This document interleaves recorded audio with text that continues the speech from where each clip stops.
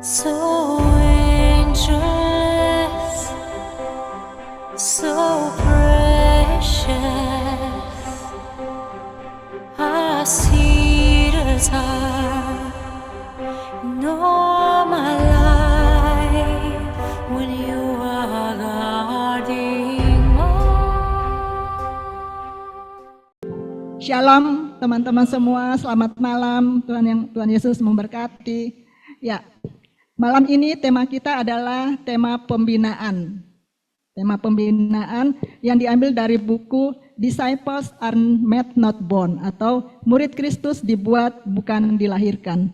Buku ini berisi 12 bab yang dibawakan dari bab 1 dari bulan Januari. Jadi buku ini sudah kita pelajari selama setahun teman-teman. Setiap bulan diadakan pembinaan di PDPK. Dan puji Tuhan saya diberi kesempatan untuk membawakan bab yang terakhir yaitu bab 12 dengan tema memilih tujuan hidup. Jadi bab 12 itu memilih tujuan hidup. Ya, kita perlu tahu dulu teman-teman, apa itu tujuan hidup? Apa arti tujuan menurut kamus ya, Kamus Bahasa Indonesia yang ditulis oleh Purwadarminta. Tujuan itu artinya arah, haluan atau yang dituju, maksud, tuntunan.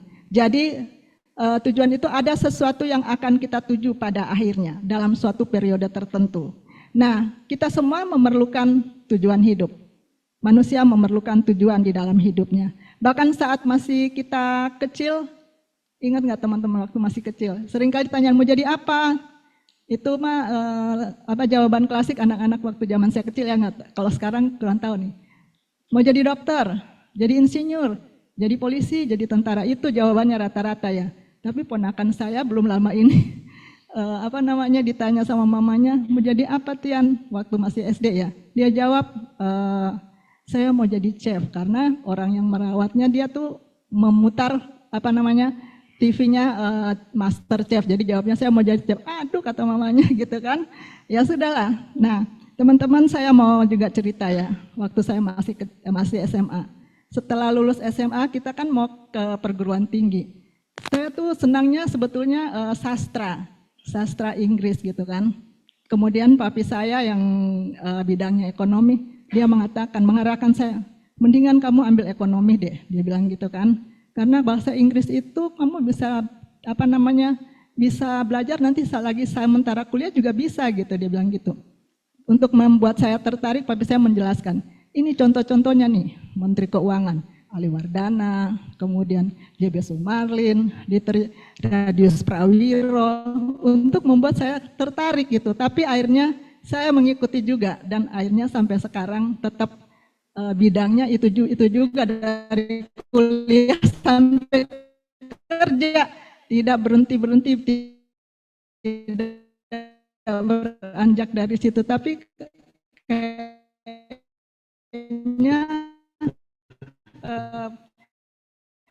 bagus juga ya, orang rata-rata mengarahkan anaknya kepada apa yang Mas Dokter akan mengarahkannya satunya kalau itu teman-teman. Nah, saat kita kerja, saat kita udah dewasa gitu kan, kita akan memilih juga di situ, memilih tujuan apa sih, mau karirnya apa sih yang mau kita ambil gitu kan. Nah, di dalam pekerjaan ada target yang ditentukan oleh atasan kita masing-masing, oleh perusahaan yang mesti dicapai. Biasanya menjelang akhir tahun tuh udah ditentukan tuh masanya, nih kamu harus depannya segini gitu yang harus dicapai gitu kan. Nah, kemudian nanti tahun depan harus dilakukan target-target itu, termasuk target dari perusahaan juga. Nah, saya percaya teman-teman di sini banyak yang itu ya, yang masih kerja, masih karyawan, ngegas untuk mencapai target tahun 2024 akhir tahunnya. Pasti udah ada. Nah, Alan tuh udah ada tuh katanya dia. 2. Nah, teman-teman, selain target yang ditentukan oleh perusahaan tempat kita bekerja, ada juga target pribadi. Saya ingin hidup lebih seimbang misalnya, work-life balance gitu kan. Atau yang masih anak muda, ingin juga saya mau selesai kuliah saya S1 tahun ini. dan ingin melanjutkan tahun depan S2, atau yang akan menikah tahun segini gitu kan. Udah mulai ada target-target tuh, ada mulai ada apa namanya tujuan-tujuan yang ingin dicapai selama hidupnya, umur segini gitu kan. Nah, teman-teman, kita akan lihat kemudian di akhir suatu periode, taruhlah di akhir tahun 2024, kita akan melihat apakah target yang saya tetapkan di awal itu sudah tercapai, sudah berhasil belum ya target yang sudah kita buat itu dari awal, sudah berhasil belum ya. Nah, itulah teman-teman yang mesti kita lihat gitu kan. Nah, apa sih latar belakang gitu? Apa latar belakang dari penulis memilih di akhir bab buku ini, dia memilih temanya memilih tujuan hidup. Apa latar belakangnya? Apa yang ingin dicapai oleh penulis gitu, sehingga dia memilih tema ini di akhirnya, memilih tujuan hidup. Nah, kita melihat di dalam 2 Petrus 3 ayat 10, bisa tolong bacakan Alan. Ada di layar Alan, bacain aja yang kuat. Oh, nggak usah. 2 Petrus ya? Ya. Tetapi hari Tuhan akan tiba seperti pencuri. Pada hari itu, langit akan lenyap dengan gemuruh yang dahsyat, dan unsur-unsur dunia akan hangus dalam nyala api, dan bumi dan segala yang di atasnya akan hilang lenyap. Itu dulu. Sekian, terima kasih. Teman-teman, itu salah satu alasan. Jadi penulis yaitu Walter Hendrickson. Saya menceritakan kesaksian Walter Hendrickson ya. Pada saat itu dia masih kuliah. Nah, Walter Hendrickson itu dia memiliki pertanyaan di dalam dirinya. Apa sih arti hidup ini? Apa tujuan hidup saya gitu kan? Ada kekosongan dalam dirinya. Kemudian suatu kali dia bertemu dengan temannya di rumahnya. Temannya itu namanya Bob. Temannya itu akhirnya menceritakan bahwa kekosongan yang kamu alami itu menyarankan untuk dapat diisi oleh satu pribadi, yaitu Yesus Kristus. Singkat cerita, akhirnya Hendrickson ini menerima Yesus di rumah temannya, menerima Yesus sebagai Tuhan dan Juru Selamat, teman-teman. Tetapi ternyata tidak sampai di situ aja. Setelah dia terima Yesus, kekosongan itu sudah terisi ya. Dia sudah memiliki hubungan pribadi dengan Tuhan, dia tidak lagi merasa kekosongan di dalam hidupnya, di dalam hatinya. Tetapi berbagai pertanyaan muncul setelah itu. Apa yang membuat saya itu kok kayaknya hidup ini apa yang membuat jadi berarti gitu bagi Hendrickson ini. Apa yang membuat berarti gitu kan. Kemudian dia akhirnya membaca, dia semakin rajin karena pertama menerima Kristus, rohnya masih nyala-nyala, ada cinta mula-mula, dia rajin banget membaca firman Tuhan. Nah, firman Tuhan yang barusan dibaca itu oleh Hendrickson menjadi suatu perhatian bagi dia. Dia menjadi kata-kata yang saya cerita itu yang warna merah itu, segala yang ada di atasnya akan hilang lenyap.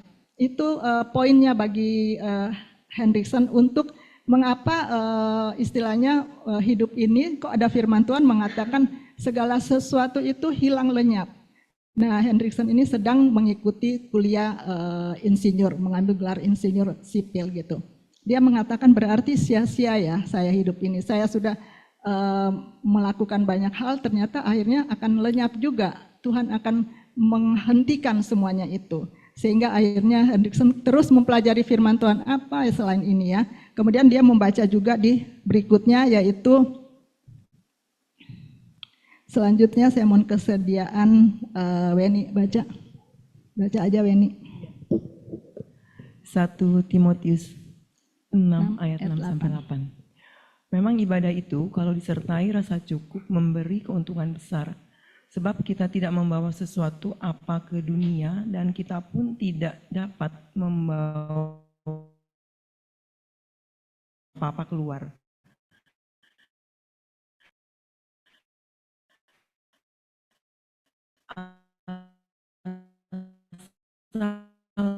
Ada makanan dan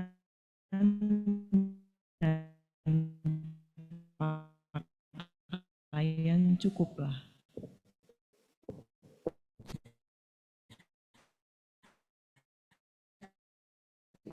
Memang ibadah kalau bisa tidak apa-apa keluar asal ada makanan dan pakaian. Kita berpikir pada saat hidup kita tidak membawa apa-apa ke ke, ke, ke,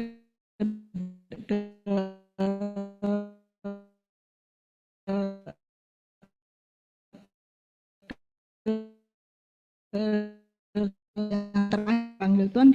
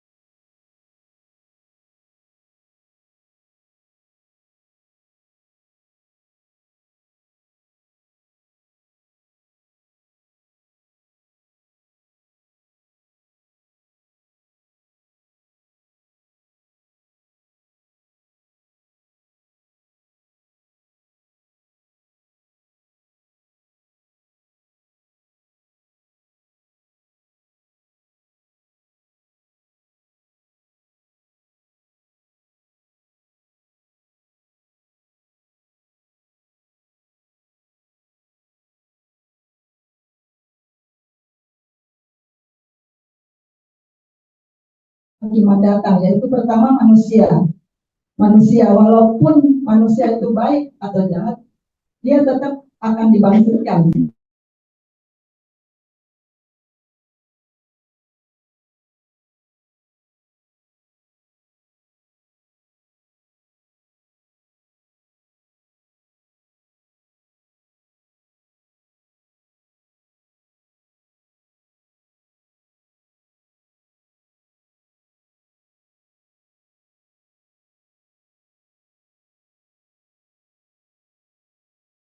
Ada dua hal, yaitu manusia dan Tuhan. Manusia dan Tuhan itu adalah yang menjadi jawaban.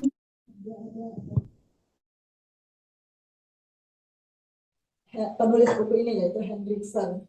Kemudian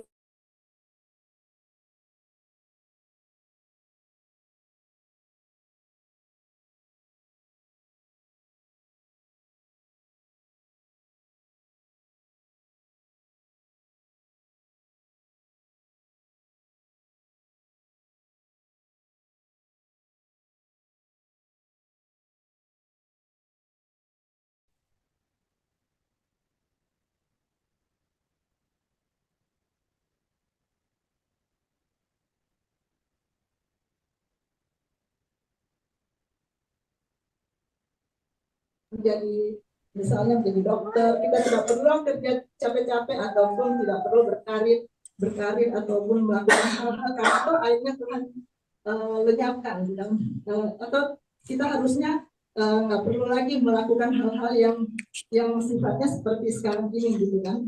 Tetapi teman-teman itu tidak ada yang salah di dalam hal itu, dalam kita menentukan itu semua, karena firman Tuhan sudah mengatakan bahwa kita perlu juga melakukan pekerjaan-pekerjaan yang Tuhan sudah sediakan.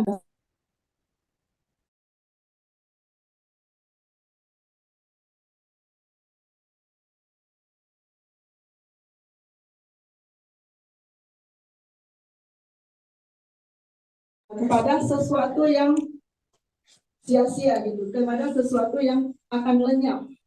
Seperti contohnya Rasul Paulus. Teman-teman bisa buka sendiri membaca nanti Rasul Paulus di dalam Kisah Rasul 18 gitu. Ketika dikatakan bahwa Rasul Paulus itu pekerjaannya seorang pembuat tenda. Dia kan pekerjaannya pembuat tenda. Jadi Rasul Paulus tidak ingin hidupnya itu membebani orang lain. Dia setiap kebutuhan hidupnya, Rasul Paulus tidak ingin membebani orang lain untuk memenuhi kebutuhan hidupnya.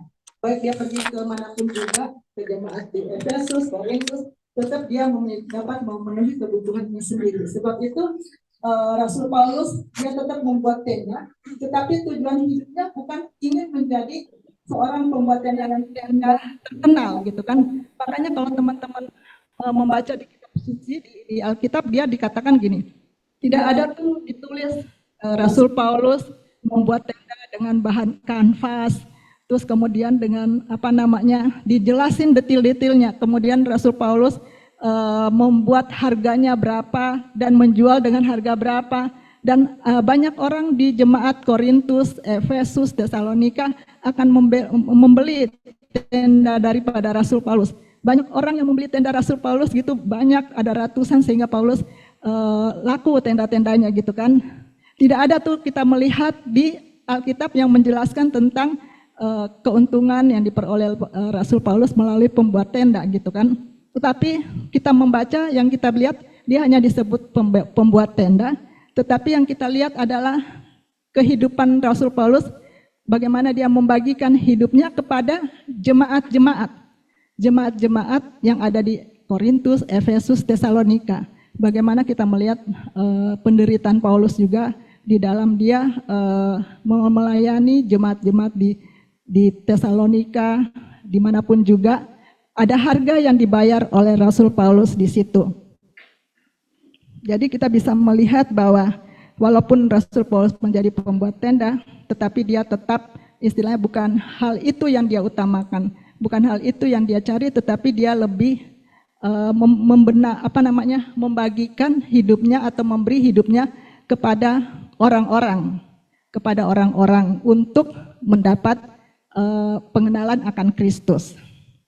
Memberi hidupnya bagi manusia sehingga dia dapat memperoleh berkat dari pelayanannya dia boleh banyak orang diberkati, banyak orang yang bertumbuh imannya dan banyak orang dapat mengenal Kristus. Nah, slide berikutnya. Nah, teman-teman, tadi saya sudah menjelaskan bahwa hal-hal yang kekal itu adalah manusia dan firman Tuhan. Nah, di dalam Yesaya 43 ayat 4 dikatakan, oleh karena engkau berharga di mataku dan mulia, dan aku ini mengasihi engkau, maka aku memberikan manusia sebagai gantimu dan bangsa-bangsa sebagai ganti nyawamu. Jadi teman-teman, Tuhan itu begitu mengasihi kita. Tuhan itu begitu mencintai kita, sehingga dia mengatakan, engkau berharga di mataku dan mulia, dan aku mengasihi engkau. Dan kalau kita melihat kasih Tuhan itu adalah kasih Tuhan yang ditujukan kepada manusia. Objeknya adalah manusia.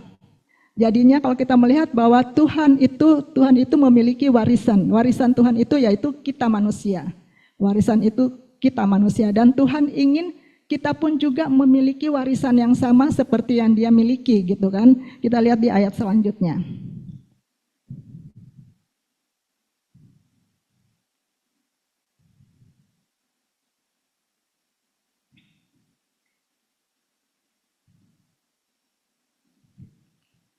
Di dalam Matius 4 ayat 19, Yesus berkata kepada mereka, mari ikutlah aku dan kamu akan kujadikan penjala manusia. Yesus mengatakan, dengan kita memenangkan jiwa, maka pada hakikatnya kita mempunyai warisan yang sama yang telah dipilih Allah untuk dirinya. Jadi teman-teman, sebagaimana Tuhan memiliki warisannya adalah manusia, nah kita orang Kristen juga Tuhan ingin kita memiliki warisan yang sama seperti yang Tuhan inginkan, yaitu menjadi penjala manusia dengan memenangkan jiwa bagi Kristus. Karena memenangkan jiwa bagi Kristus itu sesuatu yang bernilai kekal. Dan kita melihat di sini yaitu memberi hidup artinya memberi hidup untuk memperoleh manusia berarti melibatkan diri dalam persoalan hidup yang pokok. Melibatkan diri dalam persoalan hidup yang pokok. Jadi pada saat kita memberikan hidup kita, maka kita melibatkan hidup kita, diri kita kepada orang lain. Dalam persoalan pokok maksudnya persoalan pokok di dalam kerohaniannya ya. Persoalan pokok di dalam kerohaniannya. Nah, di dalam 1 Tesalonika 2 ayat 8 mengatakan, demikianlah kami dalam kasih sayang yang besar akan kamu, bukan saja rela membagi Injil Allah dengan kamu, tetapi juga hidup kami sendiri dengan kamu, karena kamu telah kami kasihi. Ya teman-teman.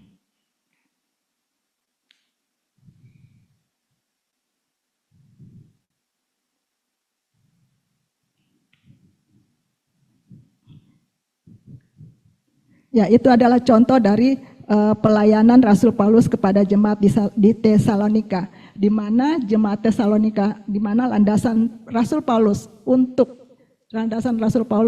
melayani jemaat di Tesalonika adalah kasih. Kasih yang dia inginkan. Kasih adalah landasan utama dari Rasul Paulus untuk untuk melayani jemaat di Tesalonika. Jadi kita melihat bagaimana Paulus membagi hidupnya bagi jemaat-jemaat di Tesalonika. Nah, apa sih yang kita lakukan di dalam melibatkan diri kita dalam hidup orang lain? Nah, melibatkan diri kita di dalam hidup orang lain yaitu ada biaya yang perlu kita keluarkan, teman-teman. Biaya yang perlu kita keluarkan yaitu ada pengorbanan pada saat kita melibatkan diri kita kepada orang lain, yaitu tentang biaya kemuritan. Teman-teman kalau mengikuti tema pembinaan di PDPK, yaitu ada di bab 3 gitu kan, itu dijelaskan tentang apa sih biaya-biaya kemuritan itu. Teman-teman bisa melihat nanti di YouTube ya, YouTube ada tuh PDPK TV, teman-teman bisa melihat apa itu biaya kemuritan. Yang di mana membutuhkan biaya yang dikeluarkan yang sudah dijelaskan sebelumnya di bab ketiga. Dan di sini kita ketahui bahwa saat kita ada dalam kelompok pemuridan, maka ada tantangan yang kita alami di dalam kita memuridkan orang-orang, yaitu kita memerlukan ada kerendahan hati di situ, kemudian ada ketekunan, ada bahkan juga kita waktu kita juga di dalam kita melibatkan diri untuk membuat orang lain bertumbuh imannya kepada Tuhan. Kadang-kadang kita merasa bahwa seringkali kita merasa aduh kayaknya bentrok nih dengan keluarga, misalnya kita mau melayani tetapi mungkin keluarga kan sibuk banget gitu, dan itu suatu harga teman-teman yang perlu kita bayar di dalam kita membagikan hidup kita atau di dalam kita melibatkan diri kita kepada orang-orang di sekitar kita. Karena sebab itulah maka kalau kita melihat pelayanan pemuridan, pelayanan yang melibatkan diri kita untuk orang lain itu tidak begitu populer ya, tidak begitu populer dibanding dengan pelayanan yang lain. Pelayanan kita pemuridan itu seringkali orang tidak begitu tertarik untuk mengikutinya karena yaitu dia banyak hal yang perlu kita lakukan, ada banyak effort, ada banyak usaha yang kita perlu lakukan di dalam hal itu. Nah, dengan melibatkan diri dalam hidup orang lain, maka kita juga menjadi rekan sekerja Allah, teman-teman. Kan di situ kalau kita lihat visi Tuhan yaitu menyelamatkan orang yang berdosa, kita menyelamatkan orang berdosa, maka ada visi Tuhan, maka di situ kita menjadi rekan sekerja Allah. Ya, kita menjadi rekan sekerja Allah. Selain kita ada biaya yang perlu dikeluarkan, tapi kita juga mengucap syukur bahwa kita menjadi rekan sekerja Allah. Kalau kita melibatkan diri kita kepada orang-orang di dalam hidup kita. Nah, dengan demikian, di situ akan ada biaya yang dikeluarkan. Kalau kita melakukan reproduksi rohani, ada biaya. Tapi kalau pelayanan yang lain, seringkali ada istilah mengatakan ada perbedaan antara kekristenan yang menyenangkan dengan kekristenan yang memakan banyak biaya. Kekristenan yang menyenangkan, ya itu dia, misalnya kumpul-kumpul, ya gitulah ya, teman-teman pasti tahu ya. Kekristenan yang menyenangkan yaitu hanya untuk bukan untuk kita melibatkan hidup kita kepada orang lain. Artinya melibatkan diri pada orang memerlukan hati. Ada hati kita terlibat di dalam kehidupan orang itu. Sehingga makanya akan ada perbedaannya. Perbedaannya yaitu di reproduksi rohani. Kita melahirkan orang-orang secara rohani. Kita melahirkan orang-orang secara rohani, itu sering disebut reproduksi rohani. Sehingga orang-orang tersebut boleh mengenal Kristus di dalam hidupnya. Nah, teman-teman kalau istilahnya melihat video Andre Tunggal, ada yang pernah lihat ya? Video Andre Tunggal itu ada suatu Andre Tunggal menayangkan videonya tentang Ustadz Kainama gitu ya. Dia melihat bahwa Ustadz Kainama itu menceritakan mempengaruhi khususnya waktu itu orang pemuda Manado gitu kan. Nah, itu akhirnya dia berpindah server gitu ya teman-teman. Berpindah server gitu. Nah, itu kalau kita lihat dari jawabannya kenapa dia tertarik? Kenapa dia tertarik kepada server tersebut gitu. Dia jelaskan karena masuk akal, kan ternyata Tuhan kita begini gitu. Nah, itu saya mendengar juga agak miris gitu ya. Pemuda tersebut kok bisa gitu. Orang tuanya akhirnya tidak bisa berbuat apa-apa lagi. Itu di daerah itu loh teman-teman, mayoritas Kristen. Jadi istilahnya agak miris kalau terlihat sehingga anak muda itu kok tidak mengerti gitu tentang Kristenan dasar-dasarnya ya. Sampai akhirnya dia berpindah server. Nah, itulah yang dimaksud oleh Tuhan Yesus bahwa kita harus melibatkan diri kepada suatu manusia di mana di situ ada nilai kekal yang ada di situ. Nah, kemudian kemudian slide berikutnya, dari sekian tujuan yang teman-teman sudah tetapkan, yaitu di dalam kehidupan teman-teman, yaitu baik itu pekerjaan, tujuan pribadi,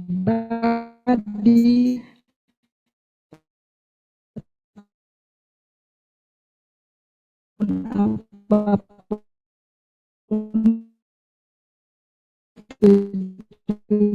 juga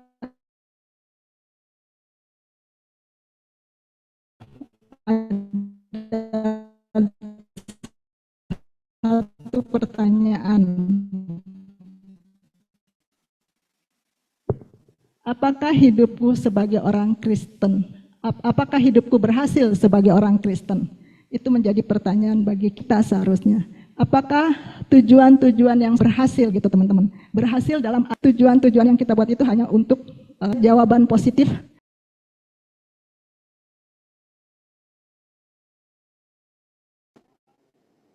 Dengan jalan menyelesaikan pekerjaan yang Engkau berikan kepadaku untuk melakukannya. Nah, jawaban Yesus adalah, aku telah menyelesaikan pekerjaan yang diberikan Bapa kepadaku untuk melakukannya. Teman-teman, kalau kita lihat bahwa Yesus itu hidupnya hanya 3 tahun di dunia dan pelayanan yang benar-benar dia curahkan yaitu kepada murid-muridnya. Pelayanan yang benar-benar Yesus curahkan dalam hidupnya, dia curahkan kepada murid-muridnya yang Yesus curahkan dalam hidupnya. Sehingga itulah pengorbanan Yesus. Nah, teman-teman, kita tahu bahwa Yesus pun sudah mengorbankan dirinya bagi kita untuk menebus dosa kita, untuk memperoleh manusia gitu kan. Dan dia sudah lakukan itu dan dia mengatakan sudah selesai di kayu salib. Berarti pekerjaannya terhadap manusia sudah selesai gitu pada saat dia di kayu salib. Nah, kemudian yang satu lagi contohnya Rasul Paulus di dalam 2 Timotius 4 ayat 7-8 mengatakan, aku telah mengakhiri pertandingan yang baik. Aku telah mencapai garis akhir dan aku telah memelihara iman. Sekarang telah tersedia bagiku mahkota kebenaran yang akan dikaruniakan kepadaku oleh Tuhan, Hakim yang adil pada harinya. Tetapi bukan hanya kepadaku, melainkan juga kepada semua orang yang merindukan kedatangannya. Nah, Paulus juga telah menjawab dengan jawaban positif, yaitu dia telah mengakhiri pertandingan iman yang baik. Itulah jawaban-jawaban yang diberikan oleh Paulus kepada Timotius bahwa dia mengatakan saya telah mengakhiri pertandingan yang baik. Nah teman-teman,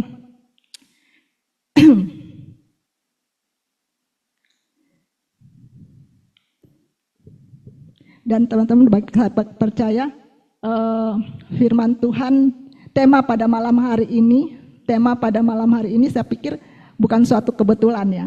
Bukan suatu kebetulan karena saat ini masih bulan Februari. Bulan Februari berarti masih awal tahun yang masih banyak gitu waktunya. Gitu kan, masih banyak waktunya yang kita perlu renungkan kembali. Jadi apa maksud daripada penulis buku ini? Dia melakukan membuat tema di bab akhirnya malah memilih tujuan hidup. Kalau teman-teman lihat perhatikan buku ini ada 12 bab. Dari bab 1 sampai bab 11 itu menceritakan tentang pemuridan, yaitu prinsip-prinsip pemuridan dan juga melatih murid. Itu melatih murid. Jadi sebetulnya buku ini dari awal sudah menjelaskan dengan detail panjang lebar tentang pemuridan. Dan di akhirnya di akhir bukunya dia ingin teman-teman pembacanya dia ingin untuk menarik perhatian teman-teman semua, kita yang menjadi pembacanya waktu itu, untuk melihat lagi tujuan hidup kita. Untuk kita mereview lagi tujuan hidup kita. Apakah tujuan hidup kita sudah memiliki nilai kekal? Ataukah tujuan hidup kita ini hanya untuk memperbesar diri sendiri? Atau tujuan hidup kita ini hanya untuk diri kita, untuk memperbesar diri kita, untuk keluarga kita? Tapi apakah tujuan hidup kita ini juga kita berikan hidup kita, libatkan hidup kita di dalam kehidupan orang lain, sehingga orang lain itu boleh diselamatkan. Sebagaimana saya cerita tadi di video Andrea Tunggal, teman-teman bisa lihat ya, itu benar-benar sedih banget gitu kan, sampai orang itu juga tidak tahu gitu, kalau ditanya, oh iya Kristen ya begitu gitu kan, ya, tidak logik dia bilang gitu. Dan itu kan miris banget. Nah teman-teman, kita harusnya mulai mereview lagi tujuan-tujuan hidup kita. Mumpung ini masih awal tahun, bulan Februari, biarlah di akhir tahun 2024 kita bisa istilahnya bisa menjawab pada Tuhan bahwa saya pun juga ingin melibatkan hidup kita kepada manusia, ingin melibatkan hidup kita ingin mereproduksi rohani, sehingga orang boleh mengenal Kristus melalui hidup kita. Itu kesimpulan dari buku itu di halaman di bab yang terakhir, teman-teman. Nah, tidak ada yang salah sebetulnya ya, teman-teman, tidak ada yang salah dengan tujuan-tujuan kita, target yang diberikan oleh perusahaan, kemudian target-target kita pribadi, tetapi biarlah itu semua sebagaimana Paulus, dia tidak lebih memprioritaskan tentang pekerjaannya, tetapi dia lebih mengutamakan, dia juga mengingat juga tujuan hidupnya yang bernilai kekal, yaitu menjala manusia. Dan di slide terakhir kita melihat, nah di sini teman-teman ada gambar ya. Kata penulis di dalam bukunya, dia mengatakan bahwa hidup kita ini digambar seperti suatu garis lurus, dimulai saat kelahiran yang menuju ke suatu titik akhir hidup kita.